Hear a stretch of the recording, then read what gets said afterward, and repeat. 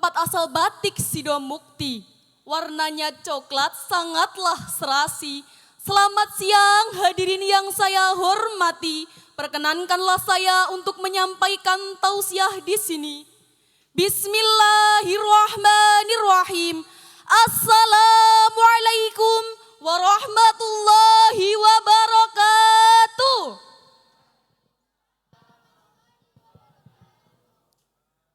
Hamdan wa syukran lillah, salatan wa salaman ala rasulillah, amma ba'du. Dewan juri yang kami hormati, hadirin calon-calon da'i, calon menteri, calon haji dan insya Allah ahli surgawi. Amin Allahumma. Indonesia merupakan negara dengan penduduk terbesar keempat di dunia. Indonesia memiliki letak yang geografis yang cukup strategis, di mana sumber daya alam yang dimilikinya sangatlah melimpah.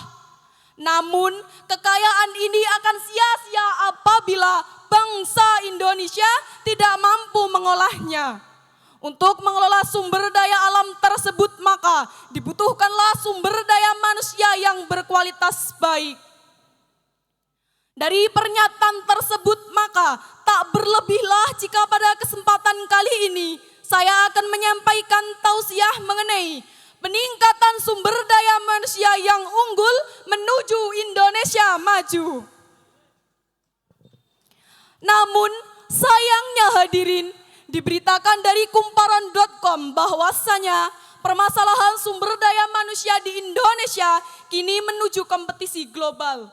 2 dari 5 program prioritas Presiden Joko Widodo pada masa jabatan keduanya adalah peningkatan sumber daya manusia dan reformasi sumber daya manusia.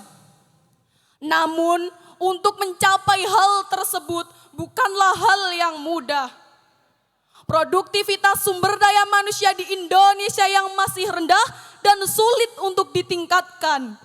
Dan lagi-lagi kurangnya keterampilan sumber daya manusia di Indonesia dan kurangnya pencapaian pendidikan. Pendidikan di Indonesia yang dahulu dijadikan kiblat oleh negara Malaysia, kini malah menjadi terpuruk dan terbelakangkan. Lantas timbul sebuah pertanyaan, kenapa hal ini bisa terjadi?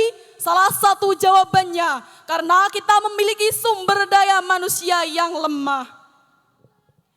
Lantas, bagaimanakah pandangan Islam dalam memandang hal tersebut?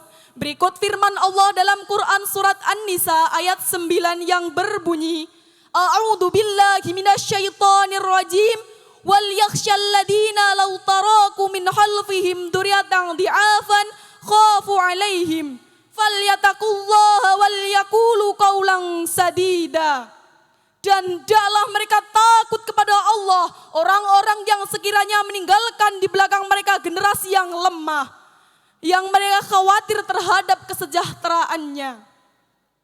Oleh karena itu, hendaklah mereka bertakwa kepada Allah dan hendaklah mereka berkata dengan tutur kata yang baik. Kaidah usul fikih mengatakan, al-aslu fil amri lil wujub, pada dasarnya sebuah perintah menunjukkan suatu kewajiban. Maka wajib hukumnya kepada kita semua untuk merasa takut apabila meninggalkan generasi yang lemah di belakang kita. Lemah apa yang dikhawatirkan hadirin? Profesor Dr. B.J. Habibie menjelaskan ada 5 kelemahan yang harus kita waspadai saat ini, yaitu lemah fisik, lemah harta, lemah ilmu, lemah akhlak. Bahkan yang paling mengkhawatirkan adalah lemah akidah. Kenapa demikian?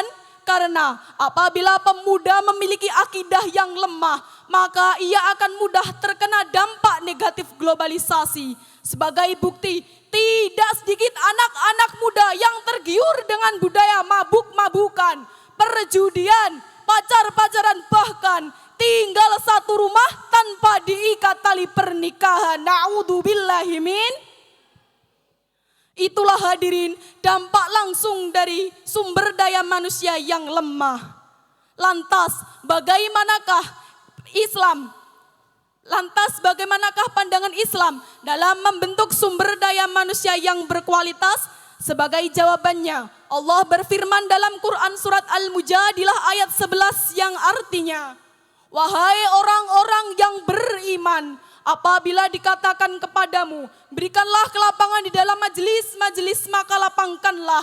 Niscaya Allah akan memberikan kelapangan untukmu.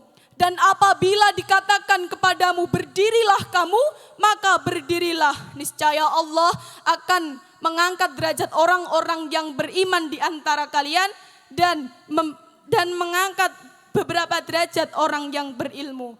Allah Maha teliti apa yang kamu kerjakan.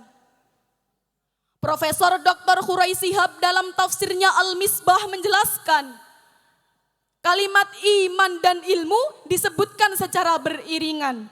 Iman dan ilmu tidak bisa dipisahkan. Karena orang yang beriman tapi tanpa ilmu, maka ia akan lemah dan mudah tergiur. Dan apabila orang yang berilmu tapi tanpa iman, maka ia akan terlihat lebih jahat dan ganas, bahkan lebih ganas daripada binatang buas. Sumber daya manusia yang dinanti-nantikan bangsa ini adalah manusia-manusia yang memiliki iman yang kuat dan ilmu pengetahuan yang mantap. Oleh karena itu hadirin, kita dianjurkan untuk mencetak generasi-generasi yang berakhlak mulia dan individu-individu yang beriman. Jika hal ini kita bisa melakukannya, insya Allah bangsa ini akan mempunyai sumber daya manusia yang berkualitas yang siap membawa bangsa ini ke arah yang lebih maju. Mungkin hanya itu yang dapat saya sampaikan. Akhiran, wassalamualaikum warahmatullahi wabarakatuh.